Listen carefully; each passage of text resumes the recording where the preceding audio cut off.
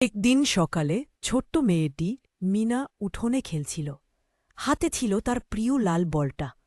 হঠাৎ বলটা গড়িয়ে চলে গেল বাগানের দিকে। মিনা দৌড়ে গেল বলটা নিতে।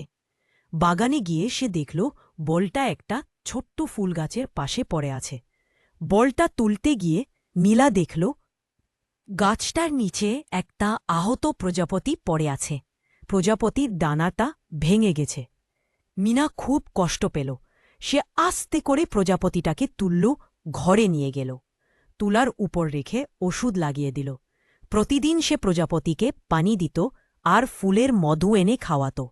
কয়েকদিন পর প্রজাপতিটা আবার উড়তে পারল। এক সকালে জানালার পাশে বসে মিনা দেখল প্রজাপতিটা উড়ে যাচ্ছে আকাশের দিকে। মিনা হাসল আর হাত নেড়ে বলল, বিদায় আমার ছোট্ট বন্ধু। লাইক সাবস্ক্রাইব করে পাশে থাকুন।